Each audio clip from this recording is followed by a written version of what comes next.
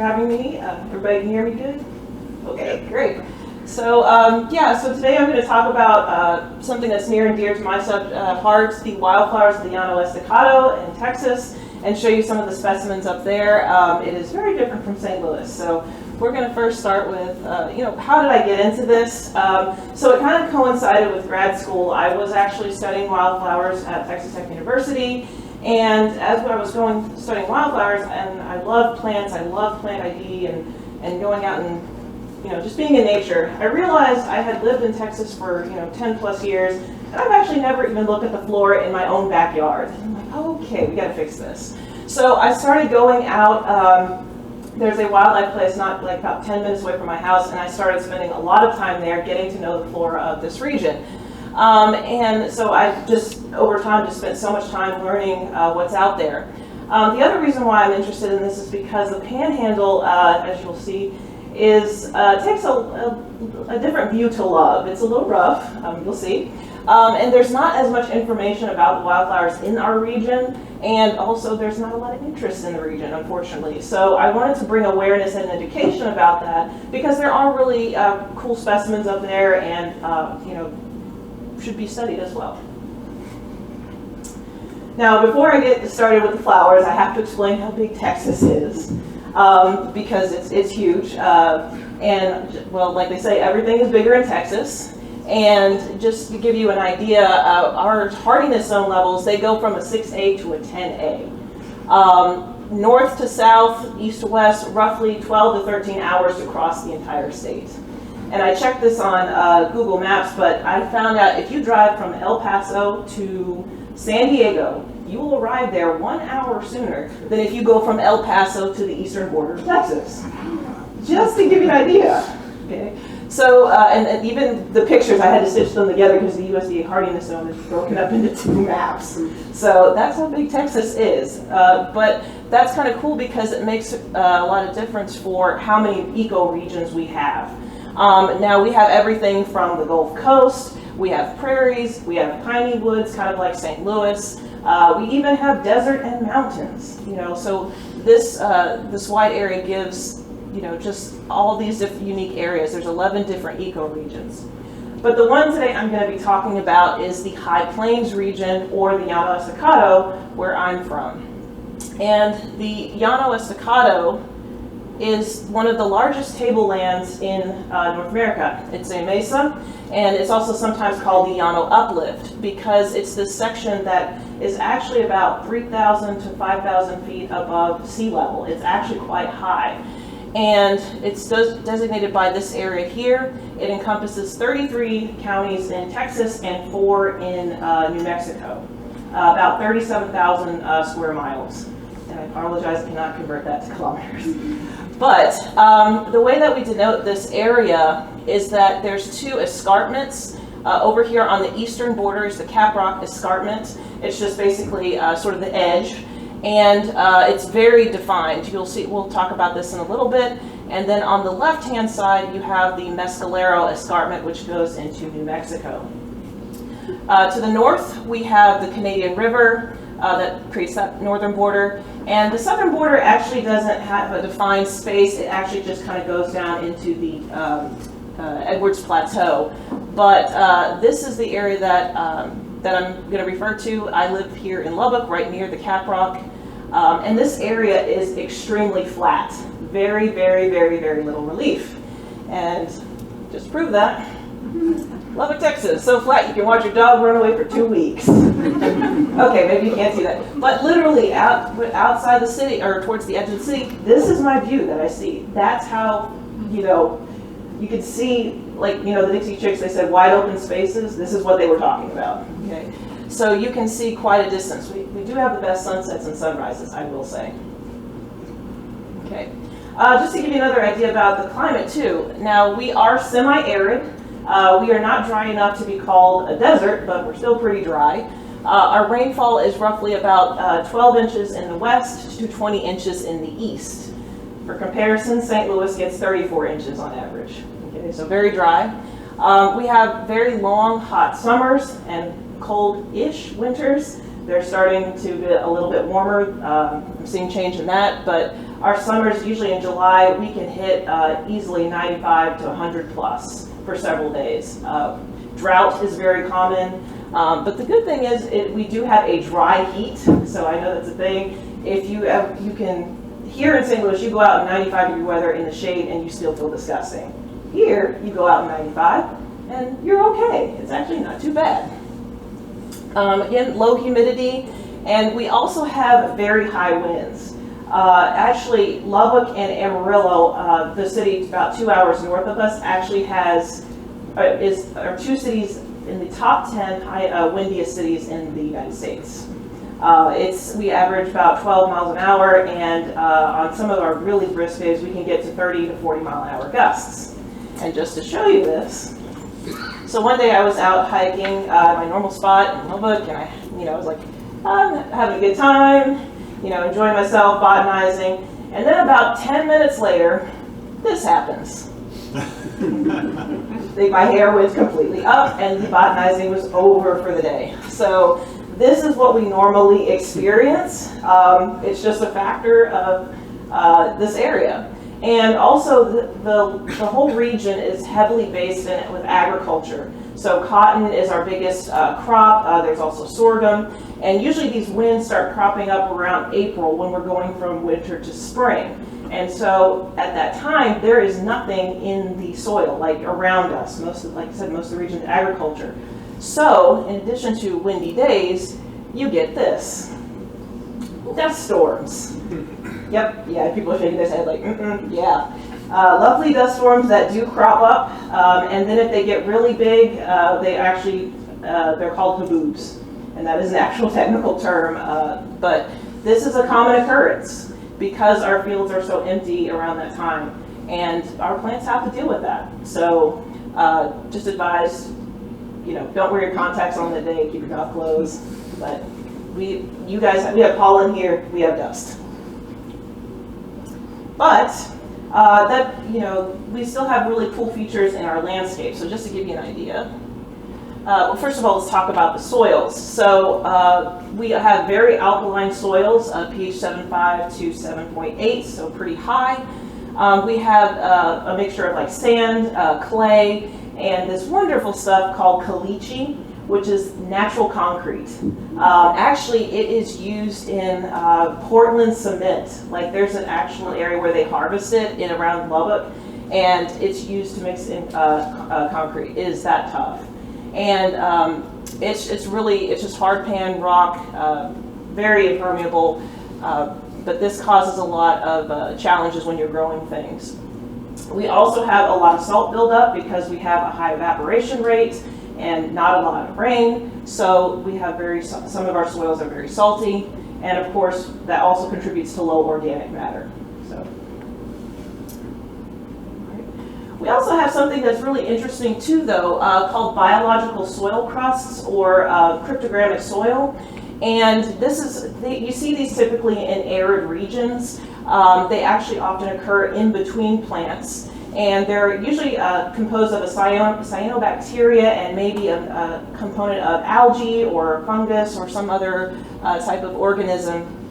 And they live within the soil, and they have these like crust-like structures. It's a living organism, and they also help with carbon and nitrogen sequestration, or carbon sequestration, nitrogen fixation, water infiltration, and even soil stabilization. So they are a very key component of the soils in this area.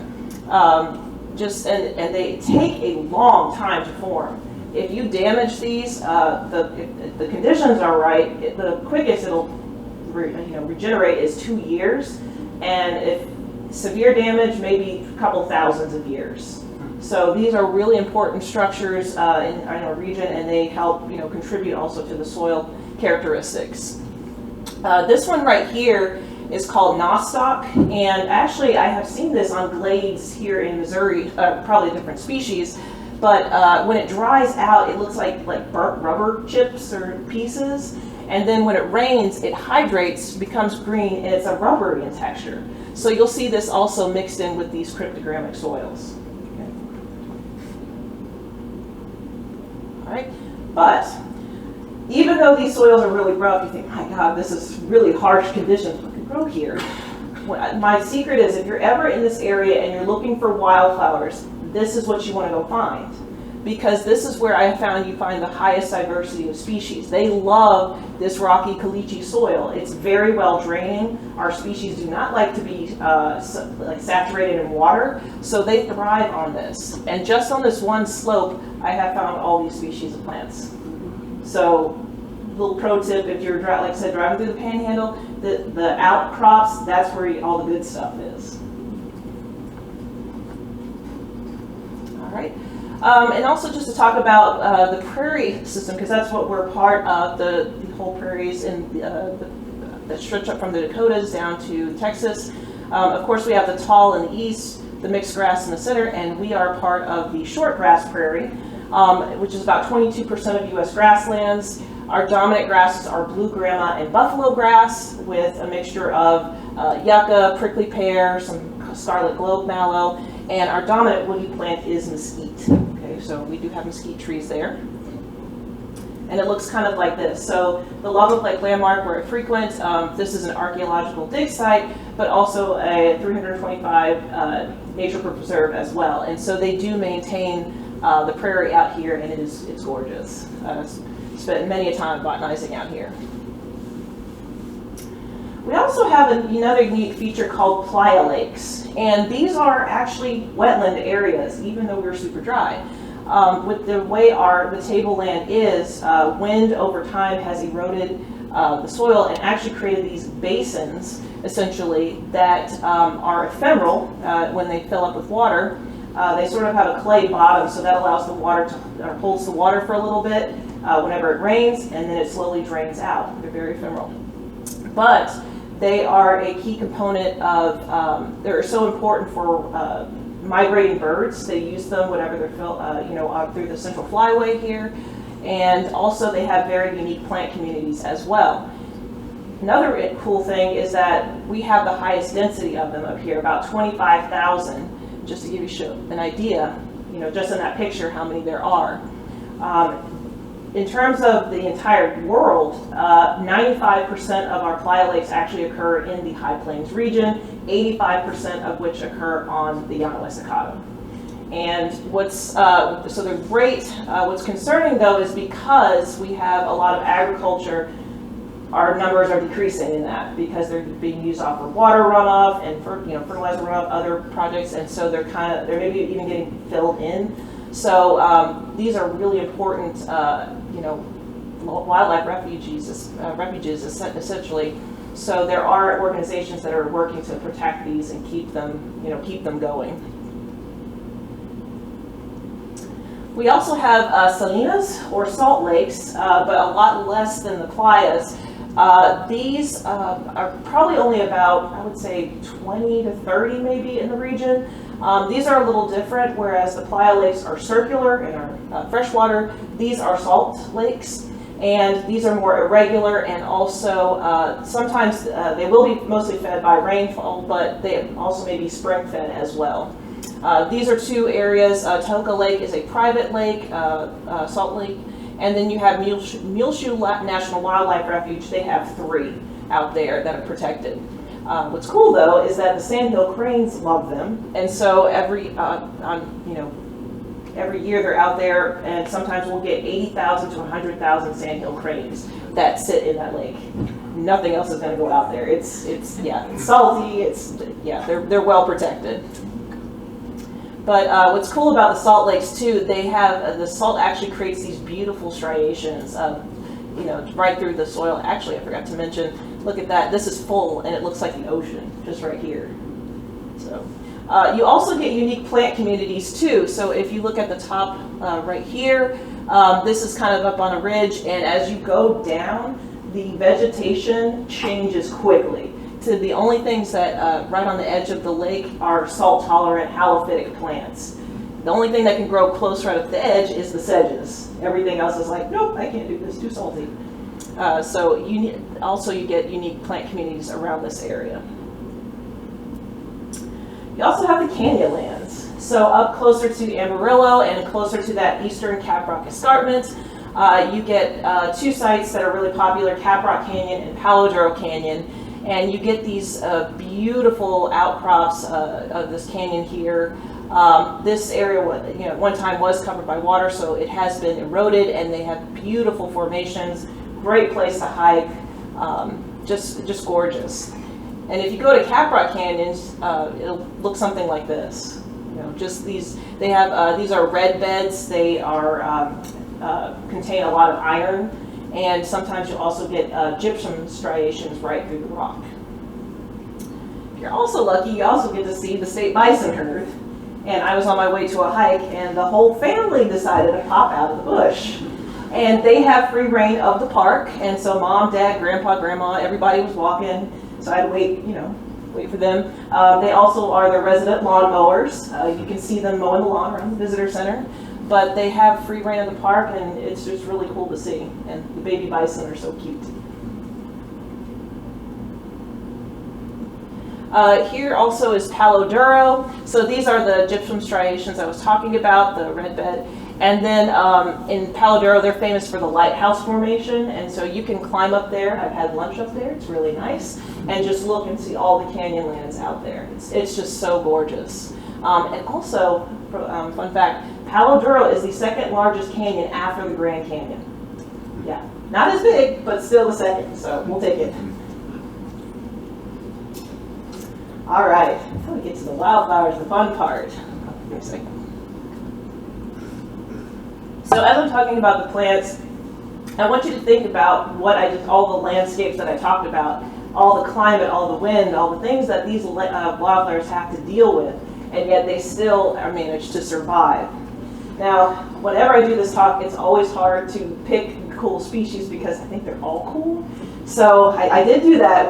We're not going to be here for hours, but I did want to at least show you just some of the diversity of other flowers that did not make the cut. So these are some of our flowers that we have.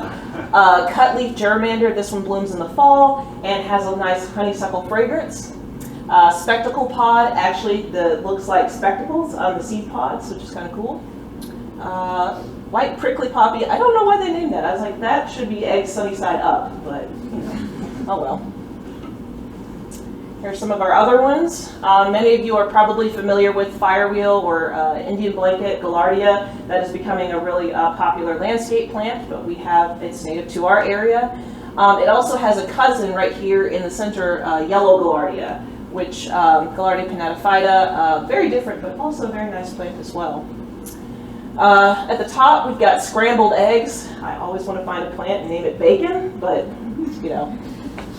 add it to the list. And sleepy daisy. This one, I kid you not, does not bloom until after 12 p.m. I've been on a hike and I see it on my way out or going into the hike, and then it's like 8 o'clock in the morning and I don't see it open until I get back. So it truly is a sleepy daisy. And then you get some of the beautiful purple flowers. Sandbells, there's a professor at Texas Tech who's looking into those because they attract a whole bunch of pollinators. Let's see what else. One of my favorites, and actually currently my phone screen, is Tahoka daisy. It is named after Tahoka, Texas, which is located about 30 minutes away from Lubbock. And I love the scientific name, Macaranthera tanaketifolia. It's got a little bounce to it. All right, so let's get into some of the specifics. So, horse crippler cactus. A lot of people, when they think of the dry areas, they're like, oh, you have a lot of cactus. We're not quite desert again, but we do have a few. Echinocactus texensis. This is also aptly named the devil's head or the devil's pincushion for good reason. And the way I describe this cactus is it looks like somebody took like a basketball, cut it in half, plopped the top in the soil, and sprinkled it with thorns. That's the way it looks. It's a semicircle cactus that sits in the ground, and look how well it blends into the soil or the ground. So that's why you never wear flip-flops when you're out here, with good reason. It does bloom. It has a beautiful pink flower. Blooms April to May. The spines themselves are ribbed, so if they have crippled a horse, they will also, I think, pop car tires. So be careful when you're doing that as well. And the biggest one I think I saw was about a foot wide, like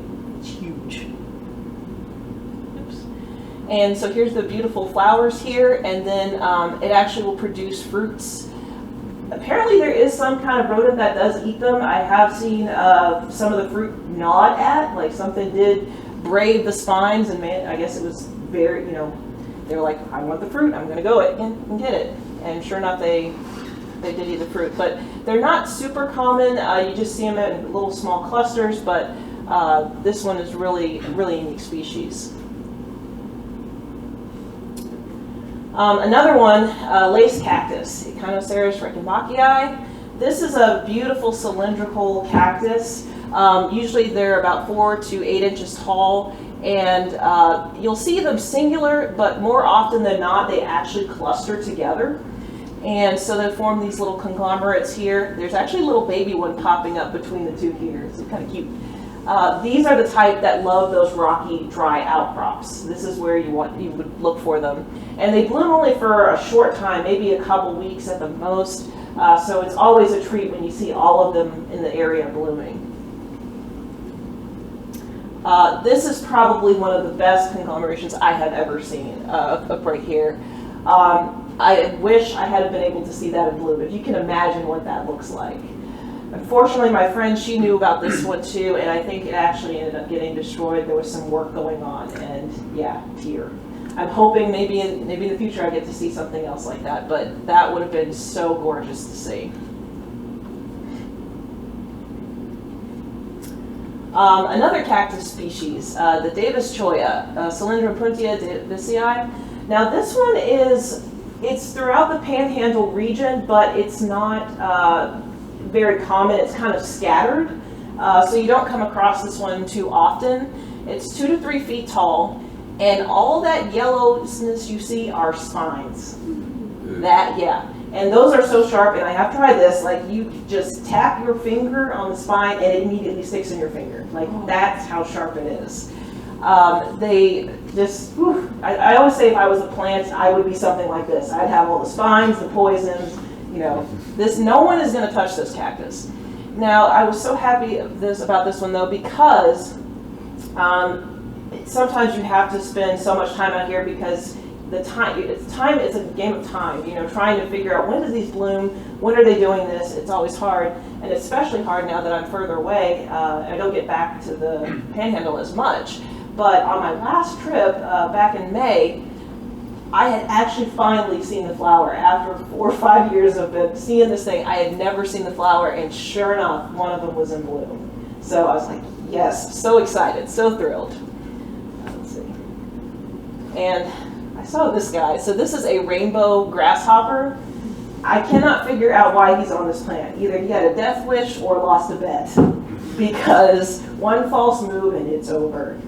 And they're not even supposed to be on this plant, so I still have no idea what is he doing. But now this one also, sometimes there's with the choyas, you hear them also called jumping choya, and for darn good reason, because they come off in these lovely sections right here. And when I was taking a picture of that flower, I was backing up and I did not see another cactus behind me. Oh. Fortunately, I had good shoes on, but this is what happened. I ended up with 3 pieces in my shoe. And I didn't feel anything. Like the rubber on my shoe was perfect. But I can't just take those out with my fingers. I literally had to get sticks and pry them off. That's how nasty this cactus is. But hey, it's cool. So I was helping it to disperse. Let's put it that way. This is another really interesting plant as well, flower. It looks like it shouldn't even be up here on the Panhandle, but Krameria lanceolata. This one starts out, it has a silky, silvery hairs, and it's funny because this is a perennial plant, and I remember being out in early spring and I never saw it, and then I don't know, something about it, whenever it started, I guess the hairs start really growing, or it shows up, and all of a sudden you just see it everywhere. It's kind of like it's been hiding and then, ooh, there it is. It all happens at the same time. But they have a very unique flower. This pink here is actually the bracts. The center right here, that is the flower right there. And they have little glands right here. I think they actually produce a type of oil. I'm not sure what pollinates this, but very, very unique for our area. And it seems like when I'm learning out here, it involves things that are pokey, because I was out, again, looking for another plant, but I have always been wondering, what does the fruit look like for this one? And I went to go take a picture of another plant, and I put my knee down, and I felt something in my knee. I'm like, oh, that's what that is. So learning might be a little bit painful, FYI. But at least I got to see that that is what the barb or the fruit looks like there. But it's just a really interesting plant. All right, and then we have a downy paintbrush. So have you guys seen the pictures of the blue bonnets and the Indian paintbrush whenever you see the Texas landscape? Yeah. First of all, we don't have blue bonnets up here. We're too dry. But the red flowers with Indian paintbrush, we have our own species, the downy paintbrush, Castanea sessiliflora. And this is another plant that loves those rocky outcrops. And the bloom time is really short, maybe about 2-3 weeks, and then you don't see it again for the rest of the year. It flowers, does its thing, goes to seed, and that's it. But what's interesting too is that this is, instead of the pink color are actually the bracts. The flower itself is this long white hood right here, and then the 3 lobes down here. That is the actual flower. And I think hawk moths do have some pollination for this one because of that long floral tube. This one also is hemiparasitic as well, so it will feed off probably of grasses, which it's usually growing around, but other plants in the area as well. And just look at that. This is another one on those caliche slopes, just growing in straight rock and still looking happy. And you can also find these blooming, or the coloration varies. I've seen some of them that are actually more on the white side, or whiter yellowish green side, and then other ones like this one. This was, I think, Tohoka Lake, was a lot darker. So I'm curious. I'm like, what actually causes the coloration? I'm not sure. One of the mysteries of these plants. Here's a couple of species that are strictly unique to the Panhandle. The spotted evening primrose, Enothera canescens. This one typically is found growing around those playa lakes. So we have a couple of species of primrose, but this is one that, if you're looking for it, go find a playa, and you'll see it growing around there. Flowers only about this big. It's very tiny, but it's very pretty. We also have a subspecies of the big fruit macrocarpa. So here we have Enothera macrocarpa. The leaves are very linear and they're green. Our subspecies Incana is the leaves are rounded and they're silver. So, and but they still love those like calcareous rocky soils. And that flower is about 4 inches across. It is huge. So, but it produces similar types of fruits. It's just a species unique to our area. And also, if you didn't know about the primroses, you can see this on some of them out here. If you look closely at the stamens, the pollen grains actually hang down in strands. And you can see it with the naked eye. It's really, really cool. Messy if you get it on your fingers. But these are pollinated by hawk moths as well, kind of in the evening. And then we have plain zinnia. We actually have our own zinnia species. It's completely different than the ornamental zinnias that you see in the garden. This one is super drought tolerant. It's starting to be used more as a landscape plant, great for as a border, and it can tolerate a lot of drought, a lot of heat. And what's unique about this one is that the flowers actually stay on when they're finished. They actually dry and become papery, and then the seeds they get blown off by the wind, and that's how they're dispersed. This is one I did also work with when I was in grad school. And there's also the seeds, there's 2 different types of seeds. They do have ray and disc seeds, and they germinate at different percentages. So that's probably insurance policy. So maybe 1 year, one seed type germinates, while it has, the other seeds waiting for the right conditions. So perfect little mounding plant, and it blooms for a very, very long time. I think I've seen it go April all the way almost up until frost as well. Buffalo gourd. So this is a whole thing. So buffalo gourd is one of our native gourds. This is a trailing vine, 20 to 30 feet long, and you can see how long the stems are. There's the central point, and all the stems that radiate out. It's pretty much prostrate. It doesn't, since we don't have a lot of vegetation, there's not much for it to grow up. But I have seen it run up against a fence, and it will start climbing. But what's interesting about this one is it's nicknamed the stinking gourd, and with darn good reason. It smells like rancid armpit. Not armpit, rancid armpit. And you don't even have to be up close to the plant. I can be this far away from the plant and I can smell it. My friend ran across one of these in a go-kart, and that's what I smelled for the next 10 minutes. Thank you. But they also have really rough hairs. The leaves themselves are about this big. They're huge. So it's a really incredible plant. It is drought tolerant. Like this is another one that tolerates drought so well. But something else I discovered a couple months ago when I was back home, I was standing in this area and I'm like, I can smell something floral. And I knew that there was nothing else around that I could be smelling except this plant. And so I said, So I braved the leaves, got around them, and stuck my nose in both the male and female plant flowers, and there's a pleasant floral scent. I was actually surprised. I was like, okay, I'd rather smell that. But, that's, some interesting characteristic. Again, you learn every time. Let's see. Oh, and here's the fruit, and I actually have a buffalo gourd tree top. So it starts out, actually you can kind of see it, there's green, there's striping, so it'll be green, a combination of dark green and light green striping when it's young, and then it'll turn yellow as it ages. And this was on, this is at the Landmark, and it's an archaeology site. So what's funny is to hear kids when they see it, they're like, oh my God, Mommy, it's a dinosaur egg. And we're like, they're doing other type of archaeology. But I'll pass it around so you guys can see it. There's not really much that eats it, so the gourds kind of just hang on the ground. But it is super, like I said, super drought tolerant. And this is owed to the taproot, which can go down 4 feet. And the width can be up to about 16 inches. And I think they said that the weight could be about 159 pounds for this one taproot. And just to give you a taste of what that's like, this is the taproot. Now, it is broken off. They were doing some work, and they weren't able to get all of it. But this was about 15, 20 pounds. That was super heavy.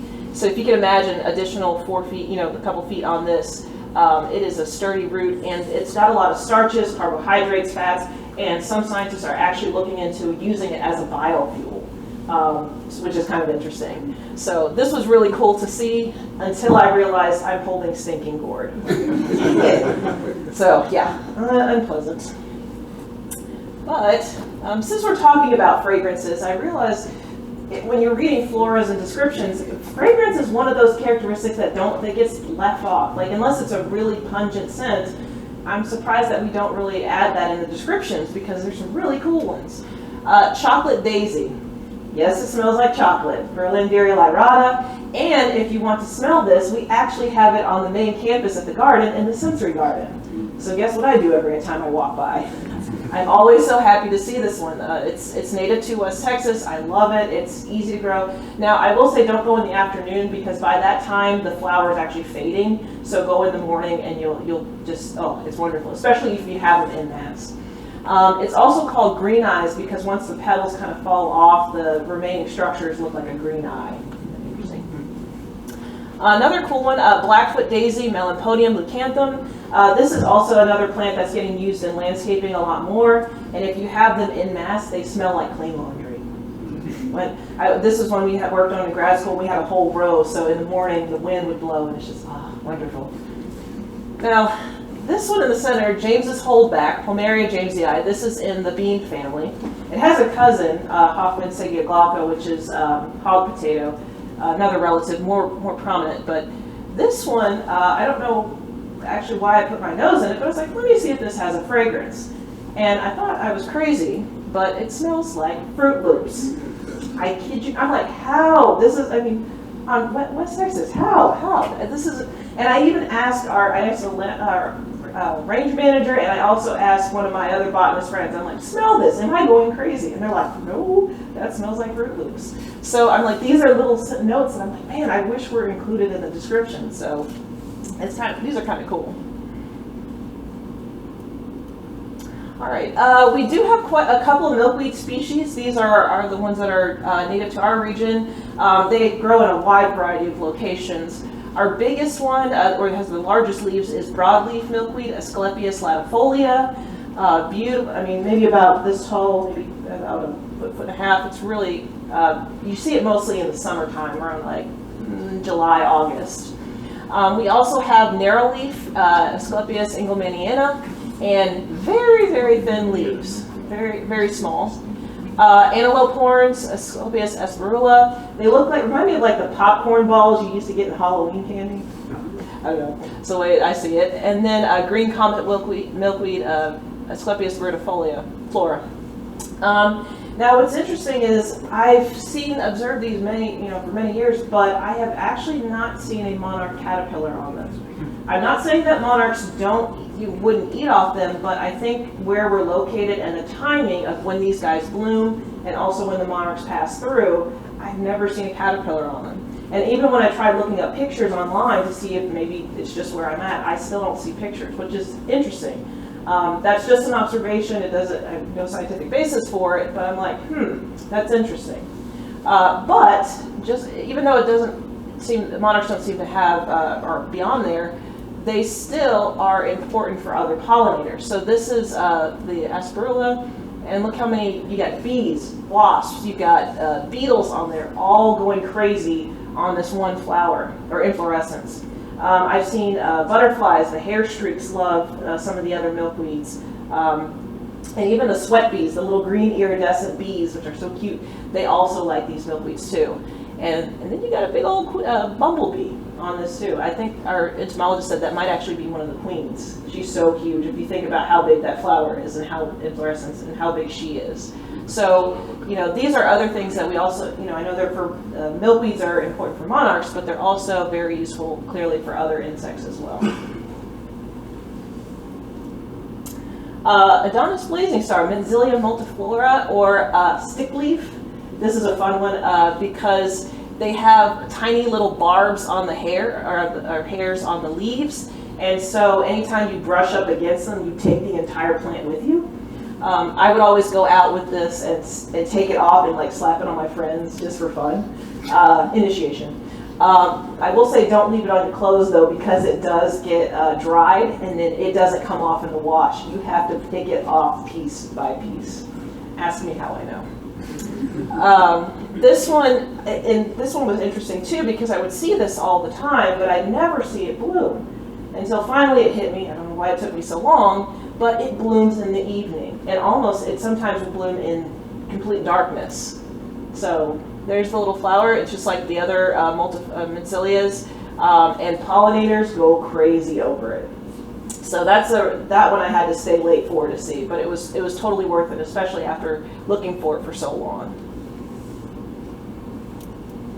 All right, another genus that I don't know why I'm drawn to this, maybe because it sounds like my name, but the prairie clovers, Dahlia, we actually have quite a few species. So here in Missouri, we have the purple prairie clover and white prairie clover. And the further south you go, the number of species increases, especially if you're further south in like Big Bend area in Mexico.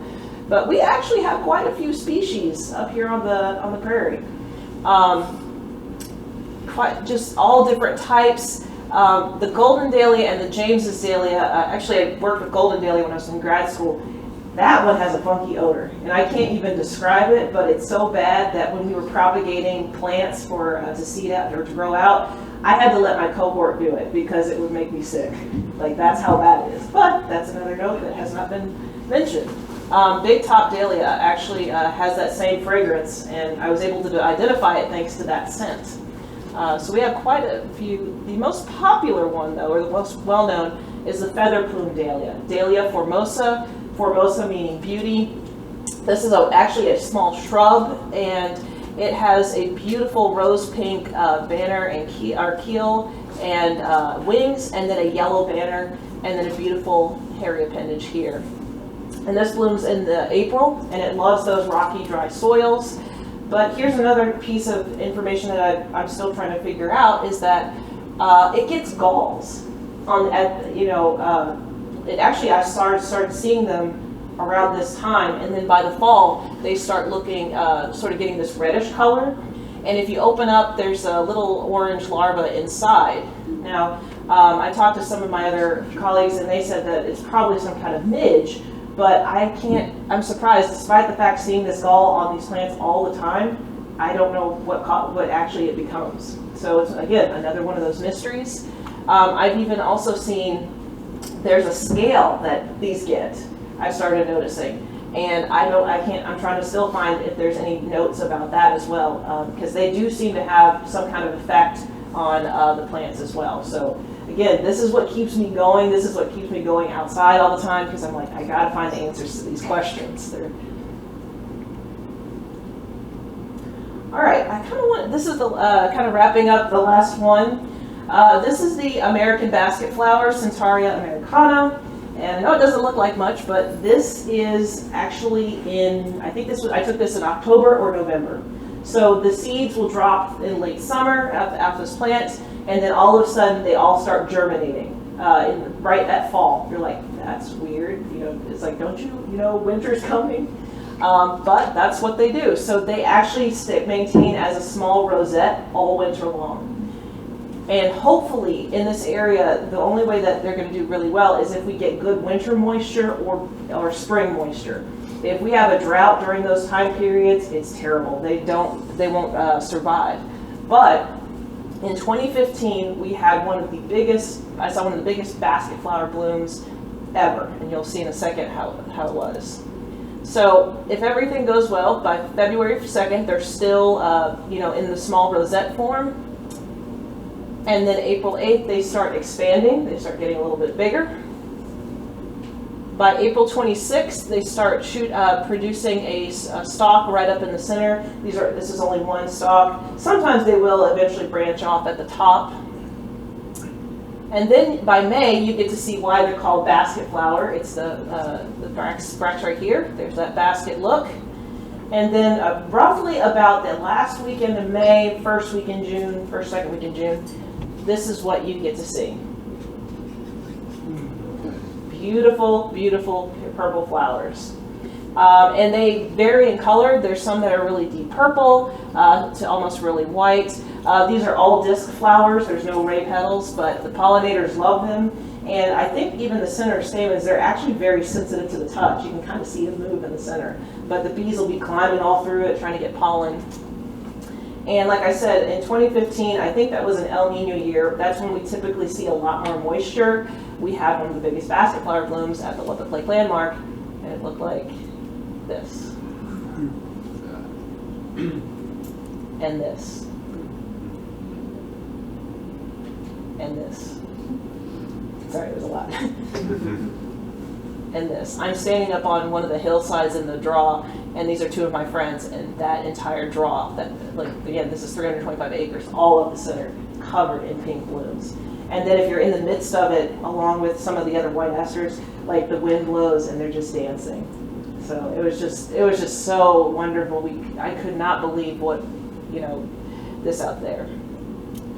Now, getting back to how our landscape works and how you have to keep in mind of how things change quite a bit. So, like I said, in 2015, around June, this is me sitting at the bench that's around here and enjoying basket flowers. Great, fantastic year. 2 years later, about June, we had a drought, and this is what happened. Super dry. They're still basket flowers, but because we didn't get enough moisture, it didn't produce as much.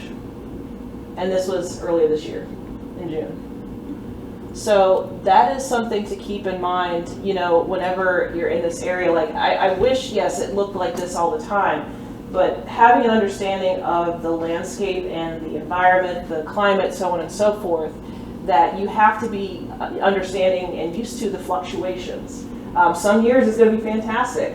Other years, it's going to be a little bit less fantastic. But that's part of how this region is, and all of these species are adapted to that, which is mind-blowing. They can handle it, and year after year after year, even if you don't see as many basket flower, they're still going to thrive as time goes on. So I wanted to kind of end with a couple of things. I will say that I highly encourage you to get outside. I say nature is the best classroom. Reading a book, great, no problem with that, but a lot of the stuff that I've experienced, it has helped me to learn and grow, is by being outside, getting to know the plants, putting your knees in pointy things, no, don't do that, but getting outside and really help, observing these plants to understand them. I also say that nature will always surprise you. You can go out in the same place for, tons of times and think you've seen it all, and then all of a sudden something new happens. And that's the joy that I see when I'm out there. Like, I look forward to that all the time, just to see something new. And I also hope that I've changed your minds with the Panhandle as well, that it's just a misunderstood region. I know it's rough, there's a lot going on, but it is beautiful, it is a fantastic place. And I also hope that if you go up there, go to the Llana Estacado, that you will enjoy it as much as I do. So. All right.